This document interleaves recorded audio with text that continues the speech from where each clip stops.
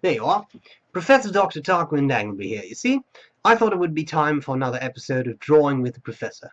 We have received quite a couple of requests for me, things to draw, you know, themes, objects, motifs, etc. I think it's time that we start to do so. So, another episode of Drawing with the Professor. I know you greatly desire my guidance in helping you learning how to draw, etc., as well as Lord Windermere's, my dear Pat, and that's pretty much all there's to it.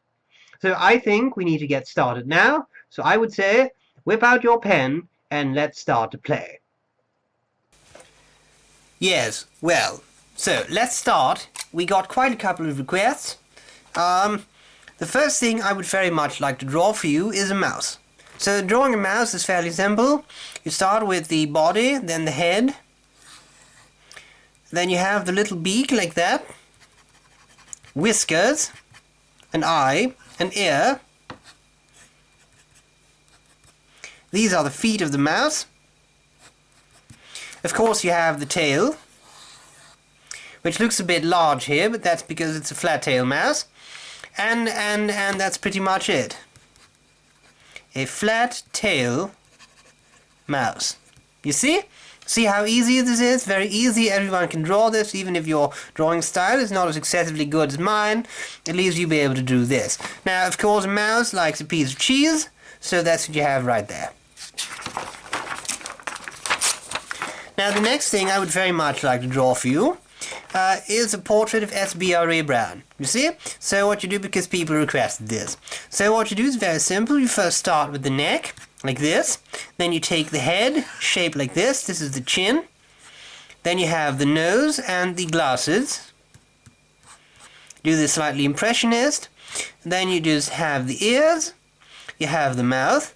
And right now you have that beard thing going on. Not too sure what to make of that. And then you have that weird scruffy hair that he seems to enjoy.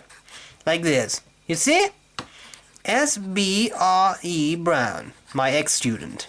Everything he knows I taught him. You see? It's very, very simple.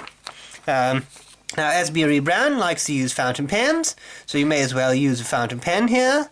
That's a fountain pen. There you got the blind cap. That's the nib end. And this is the section. Add a little bit of detail like that. And that's pretty much it. And this is a Parker. You see? Fountain pen. It's really very easy. If you're skilled in drawing as I am, then you'll see how easy these things are. You see? Yes. Alright. Then I think we should draw a bit more. One of the particular requests I got was, Prof.dr. Tarquin Danglebury, could you please draw a landscape? Now, I think drawing a landscape is a very good thing. It's a very fruitful and worthwhile endeavor, because we all like a good landscape. I like a good landscape as much as the next man. So I think it's absolutely vital that in our drawing classes, we're going to address this issue. You see? So let's do a landscape. So the first thing you do is draw the horizon. Now, on the horizon, there may be some various things. So let's assume, because we all love that, I love a good mountain range. So here you have a mountain range. You see, it's very simple. There's a little bit of snow there. You just add it like this. There's a little bit of snow. There's a little bit of snow. It's very simple. You see? Now, right here we have a big lake. There you have the lake. And the lake is slightly reflective, so you add a little bit of waves, some detail there. It's all very, very nice. You see? And then you have right here a happy little tree. There's a happy little tree. Now, no little happy little tree likes to be alone, so you draw another happy little tree. Notice the overlap of the tree and the water, which gives you a nice idea of perspective. You see? Yes. Now, here you draw another happy little tree. And here's yet another happy little tree. Now, as you can see, this happy little tree did not really turn out exactly the way I expected it to turn out. Well, I suppose you could say that is just, a mistake. But of course there are no mistakes, just happy little accidents. So what you do is you make the best out of this, and you add just a little bit of detail, like this. And then what you have is a chicken. And the chicken is just walking through the landscape. You see? Very simple. You might as well turn the other happy little tree into a chicken, because no chicken likes to be alone. There you got the chicken, you see? So you have two chickens walking across the landscape. You see? These are happy little trees. Now, I'm sure there are some of you out there, some of you smart fellows, who say, well, those chickens are fairly large if those are trees. Yes, well, that's called perspective. So don't bother me about that. Now, here we have a little rock, and here we have another rock, because at the shoreline there may be some rocks. And then right here, there is a winding path. Notice how it gets broader as you approach it, so this is a winding path. The chickens probably just, I don't know, barged off the path just because they could. That's what chickens do, you see? And then here, right behind these mountains, there should be the sun. You see? That's the sun. The sun is setting, maybe a little cloud in front of the sun. Here are the rays of the sun. It's all beautiful, it's a very nice, warm, summery landscape. Now, right here up front, I think we should have a little bush, because everybody likes bush. I do like bush, I love bush. So here you have a little bush, like this, and then there's another one right there. You see it? Happy bush. I just love bush. So there you have it, and then here, there's just another one, just behind it. This again is called, it's that perspective thing, you see? So you have these bushes, partially occluding each other. You see? So that's all very nice that you get that nice idea of perspective, so to speak. Perspective, so that you get a good look at the bush. Now, then here, right here, there should be something else. Now, what are we going to make there? I think we should have a sign, a road sign.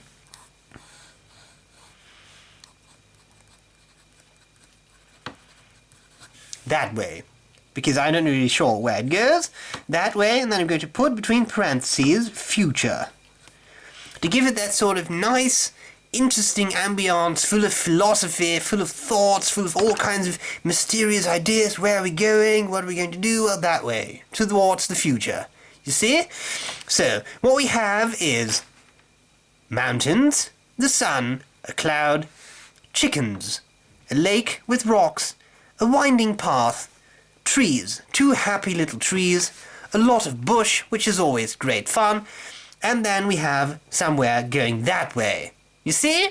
Now, all of this, I'm going to just write down landscape in the top corner there, which is what my teacher used to do in primary school, so that my parents actually could see what I had drawn. Of course, it was utterly obvious, considering what an artist I was, even at that age, and I think we should sign this here, Tarquin Danglebury. You see? Always use the most obnoxious place to put your signature in so that people know what it is and who made it. You see? So, that was the landscape. Now, I think there is probably one final thing that we should draw. And that final thing that we should most likely draw is a toilet. Because I get a lot of requests for a toilet. This is the Impressionist version of a toilet. You can add some more detail.